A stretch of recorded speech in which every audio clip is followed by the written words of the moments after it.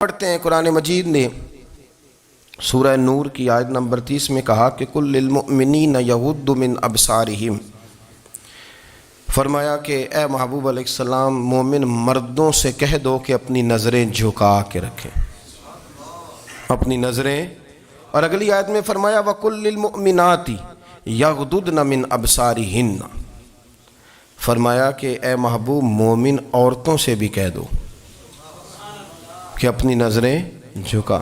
مرد بھی اپنی نظر جھکا کے رکھے گا عورت کی طرف، لیکن یہ ساری پابندی صرف مرد پر نہیں، عورت بھی غیر محرم کا چہرہ نہیں دیکھے گی، اس پر بھی اسی طرح نظر جھکانے کا حکم ہے جس طرح کہ وہ ہر دکاندار کو بھائی جان کہہ کے گفتگو کرنے کی اس کو بھی اجازت نہیں ہے کہ وہ سمجھے کہ پابندی تو مرد نے کرنی تھی، میں نے تھوڑی کرنی تھی.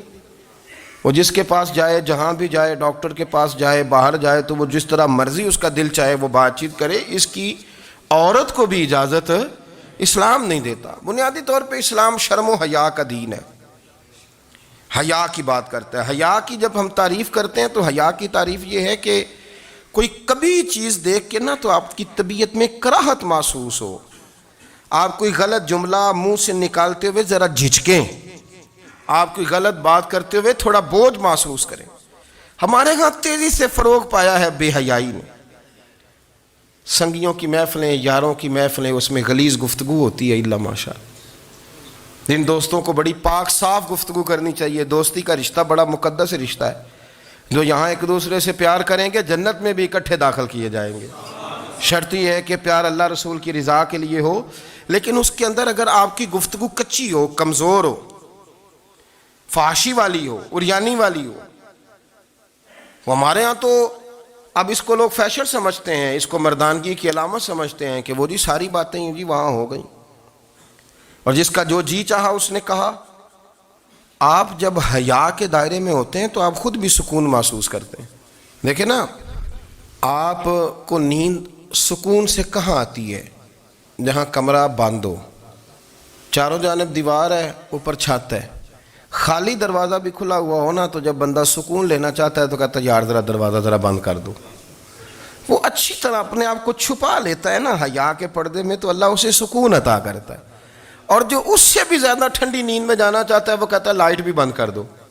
اب وہ مکمل طور پہ سمجھتا ہے کہ میں چاروں جانب سے چھپ گیا ہوں، اگر میں کھل کے بھی سو جاؤں گا تو میرا چونکہ پردہ قائم ہے تو مجھے کوئی دشواری نہیں ہوگی. آپ جب چھپ جاتے ہیں، جب آپ حیا کے اندر سمٹ جاتے ہیں، جب آپ چادر کے اندر آ جاتے ہیں تو آپ بہت ساری جگہوں پہ آسانی محسوس کرتے ہیں. تو حیا تو آپ کو سکون دیتی ہے، حیا تو دل کو راحت دیتی ہے.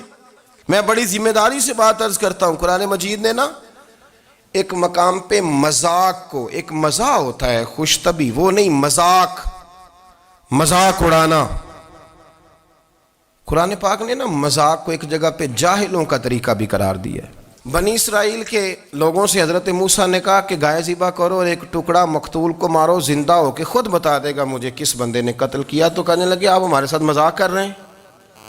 تو قرآن مجید کہتا ہے کہ حضرت سیدنا موسیٰ علیہ السلام فرمانے لگے اعوذ باللہ ان اکون من الجاہلین، فرمانے لگے میں اللہ کی پناہ مانگتا ہوں کہ میں جاہلوں میں سے ہو جاؤں. یہ مذاق کرنا تو جاہلوں کا طریقہ ہے.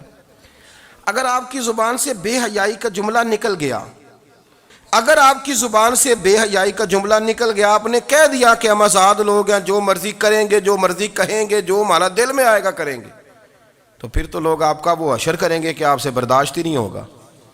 جس کا لوگ مذاق بنا لیتے ہیں اور جو مذاق بن جاتا ہے پھر اسے کچھ جینے دیتا ہے. آپ حیا کی چادر میں چھپیں گے تو بچیں گے. اگر آپ نے اپنا مذاق بنوا لیا یہ کہہ کے کہ میں نے مرضی کرنی ہے، پھر یاد رکھنا چھپنے کو جگہ نہیں ملے گی، پھر تکلیف میں آ جائیں گے، پھر بہت بڑی اذیت کا شکار ہو جائیں. شرم و حیا، عرب کے اندر جو کنواری لڑکیاں تھیں ان میں بڑی حیا ہوتی تھی. الحمدللہ میں بڑے فخر سے کہتا ہوں کہ میرے پنجاب کی، میرے پاکستان کی بیٹیاں بھی 20 دفعہ ان کا ابا کہے تیری شادی کرنی ہے تو وہ آنکھ نہیں اٹھا پاتی آج بھی. یہ تو وہ چند لوگ ہیں جو کہتے ہیں ہم ہائی کلاس ہو گئے, ہمیں نہیں پتا کہ وہ روشن خیال ہو گئے ہیں کہ روغن خیال ہو گئے, پتہ نہیں کدھر چلے گئے. ورنہ ہماری بیٹیاں آج بھی جب ان سے ان کا باپ ان کی ماں بات کرتی ہے تیری شادی کی, تو وہ تو شرم کے ساتھ پچھلے سے پچھلے کمرے میں چھپتی ہیں. یہ اللہ نے فضل کیا ہوا ہے اس ملت پر. تو عرب کی لڑکی بڑی حیا والی ہوتی تھی, اس سے کوئی بات کرنی پڑتی تھی تو 20 دفعہ بات کی جاتی, پھر بھی وہ عورت چھپتی پھرتی تھی.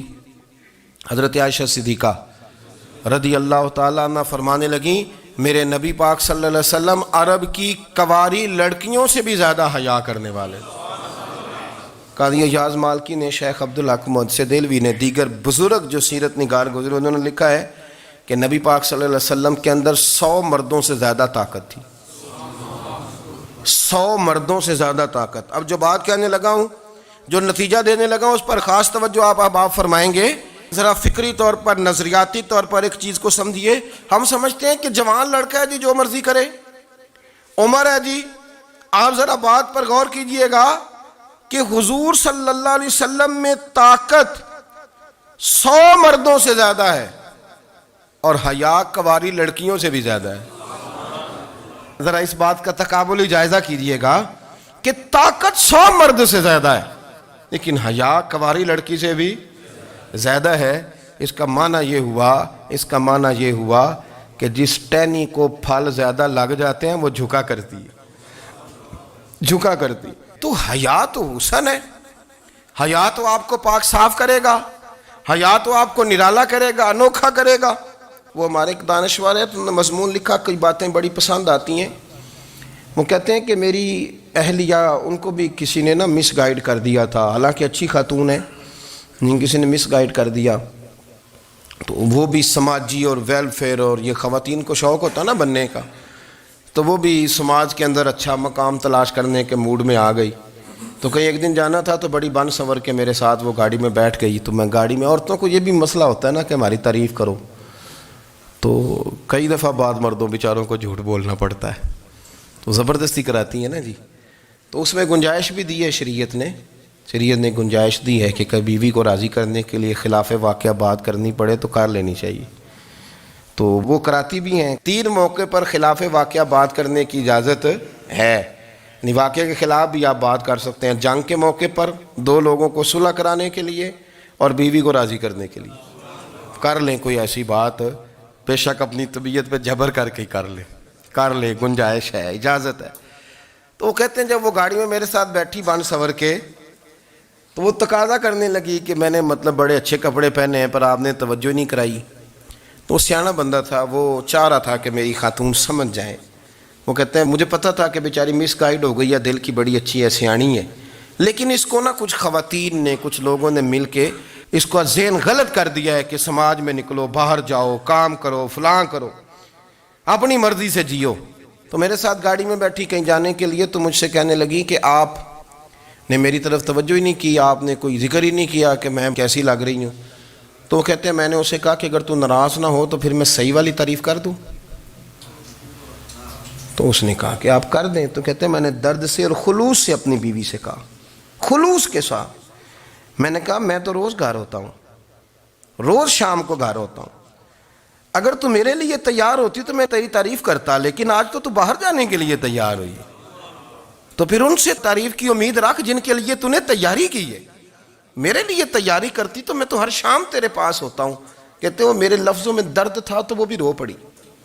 اور کہنے لگی آپ گاڑی روک دیں, مجھے باہر جا کے کسی کو راضی نہیں کرنا, میں نے اسے راضی کرنا ہے جس کو رب کریم نے میرا شوہر بنایا اور میرے لیے منتخب کیا ہے, میرے ماں باپ کو. میں واپس لوٹتی ہوں.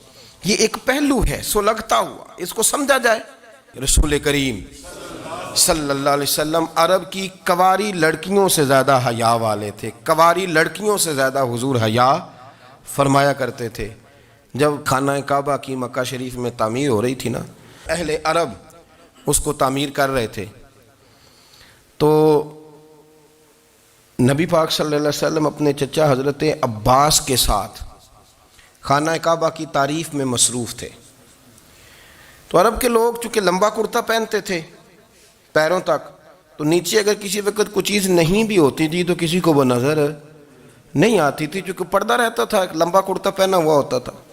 تو جب بچے، سرکار کی عمر مبارک بھی ابھی تھوڑی تھی، تو اس طرح بچے جب نکلتے تو وہ کئی دفعہ اپنی تہمت اتار دیتے نیچے سے، اور کوئی مزدوری کرنے لگتے تو 3-4 طے کر کے نا تہمت کی کندھے پہ رکھ لیتے، جس طرح کبھی دیہاتوں میں لوگ کپڑا سر پہ رکھتے تھے کہ اوپر اگر کوئی وزنی چیز رکھیں گے تو وہ تکلیف نہیں دے گی۔ نبی پاک صلی اللہ علیہ وسلم بھی سب لوگوں کے ساتھ خانہ کعبہ کی تعمیر میں شامل تھے۔ تو حضرت عباس رضی اللہ تعالیٰ عنہ نے کہا حضور سے، ابھی اعلان نبوت بھی نہیں فرمایا تھا، بھتیجے آپ بھی تہمت اتاریے، یہ صحیح مسلم میں حدیث موجود ہے، اور اس کو کندھے پہ رکھ لیجیے، آپ اینٹیں اٹھا اٹھا کے لا رہے ہیں تو ذرا آپ کو تکلیف نہیں ہوگی۔ تو سرکار دو عالم صلی اللہ علیہ وسلم سے یہ بات کہی، اور پھر جلدی سے حضور کی تہمت کو نکال کے نا، حالانکہ لمبا کرتا پہنا ہوا ہے، تو وہ جیسے ہی ان کے کندھے پہ رکھا اینٹیں رکھنے کے لیے، تو سرکار تو زمین پہ گر گئے، بے ہوش ہو گئے، آنکھیں آسمان کی طرف، اور پھر حضور پکار رہے ہیں آزاری آزاری آزاری، میرا تہمت دے دو، میرا تہمت دے دو۔ کبھی کوئی شخص اس وجہ سے بھی بے ہوش ہوا ہے کہ میرے وجود سے کپڑا اتر گیا ہے؟ حالانکہ سرکار پر وہ بے ہوشی بھی نبی پاک کا وہ جو غلبہ ہے نا شرم و حیا کا، اس کی وجہ سے ہوئی، ورنہ تو حضور فرماتے ہیں کہ میری آنکھیں سو جاتی ہیں، دل تو میرا اس عالم میں بھی جاگتا رہتا ہے۔ تو سرکار زمین پہ تشریف لے آئے، آنکھیں میرا تہمت دے دو، میرا تہمت دے دو، تو جلدی سے انہوں نے تہمت دیا تو حضور نے باندھ لیا، پھر طبیعت مبارک میں تسلی ہوئی۔ یعنی ہم اس رسول کے غلام ہیں کہ جن کے تو وجود سے کپڑا اتر جائے تو حضور برداشت نہیں کرتے، قبول نہیں فرماتے، تکلیف شروع ہو جاتی۔ لیکن یہاں نوجوان ہیں اور بڑا قد کاٹ ہے اور بڑے بڑے سمجھدار لوگ ہیں، گرمی آتی ہیں تو شارٹ کپڑے پہن کے گھومتے ہیں، ان کو خیال نہیں کہ یہ وہ والا لباس ہے جو باہر تو کیا گھر میں اماں کے سامنے نہیں پہننا چاہیے، بہنوں اور بیٹیوں کے سامنے نہیں پہننا چاہیے۔ آپ کی گفتگو میں شرم و حیا ہو، آپ کے لب و لہجے کے اندر حسن ہو۔ آپ کو پتہ ہے نبی پاک صلی اللہ علیہ وسلم نے فرمایا میری امت میں سب سے زیادہ حیا کرنے والے عثمان غنی ہیں، عثمان غنی سب سے زیادہ حیا کرنے والے۔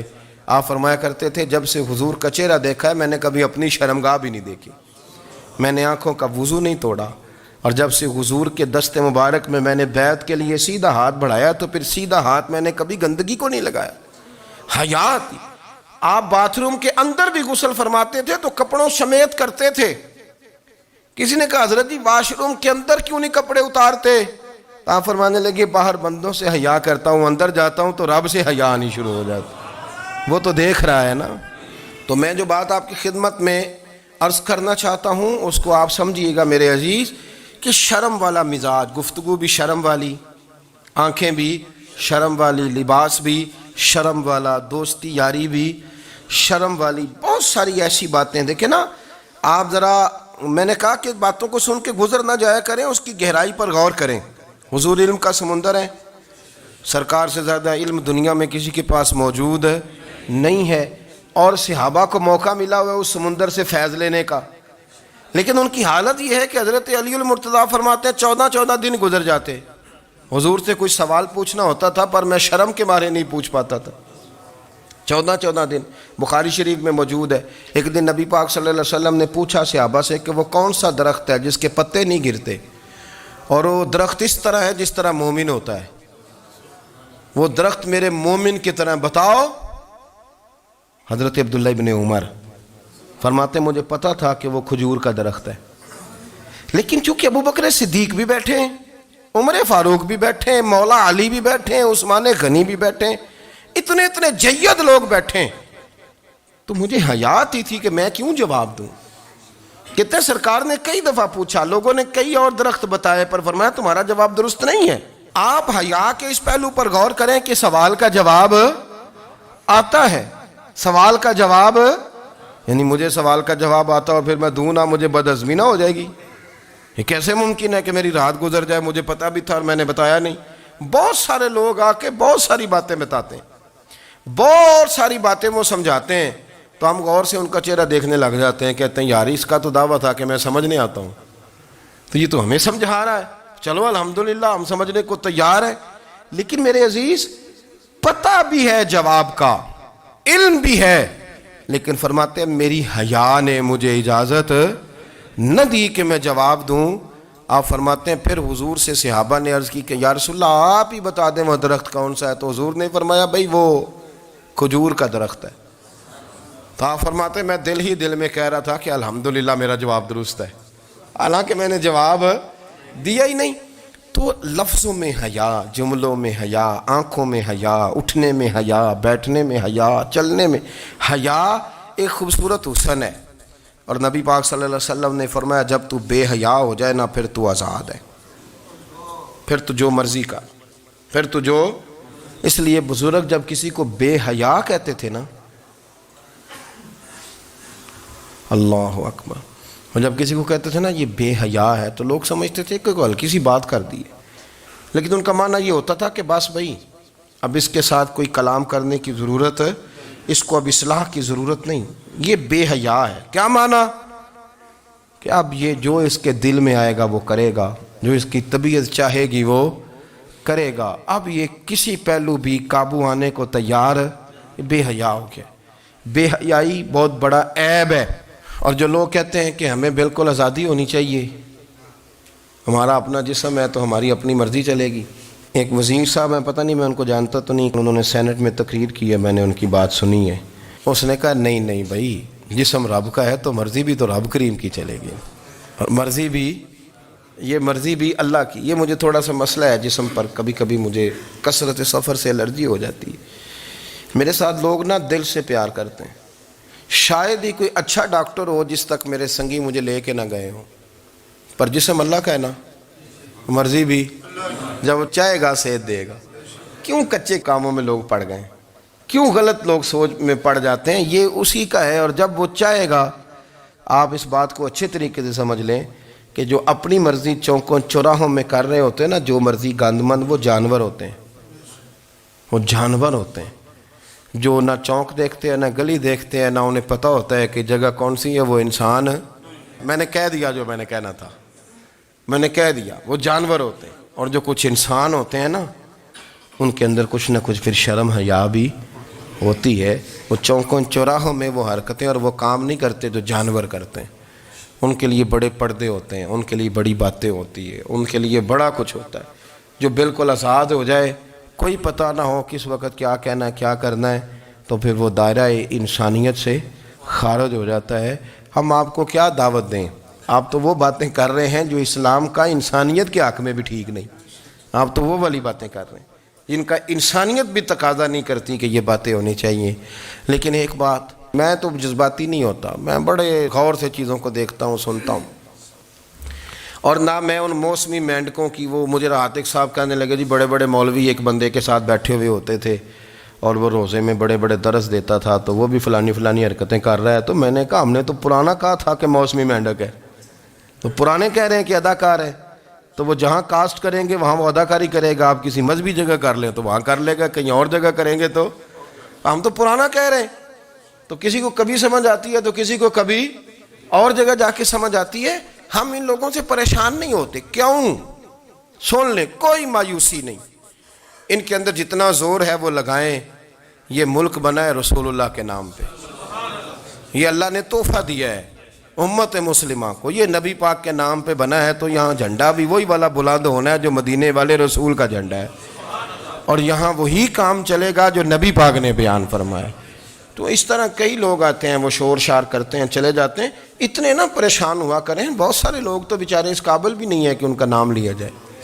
مطلب اتنا ہم ان کو اہمیت دے دیں، ان کا ذکر کریں، ان کا نام لیں، ان کی بات کریں. وہ بیچارے اس قابل ہی نہیں ہے، مطلب سٹیٹس ہی نہیں ہے ہمارا. اتنے فارغ ہیں ہم کہ اب جو بندہ آئے گا کہانی چھیڑے گا تو ہم چھیڑ جائیں گے. اور بھائی اللہ کا فضل ہے الحمدللہ تعالی، لوگوں نے بڑا شور کیا اور بڑے زمانے سے دنیا شور کر رہی ہے، پر اللہ کے گھر مسجدیں بھری ہوئی ہیں، مسجدیں بھری ہوئی ہیں. ہماری بیٹیاں پردے کرتی ہیں، پردے کو پسند کرتی ہیں، وہ حجاب میں رہتی ہیں، وہ سمجھتی ہیں کہ ہمارا اصل حسن کیا ہے. تو یہ پراپوگنڈا پرانا چلا آ رہا ہے.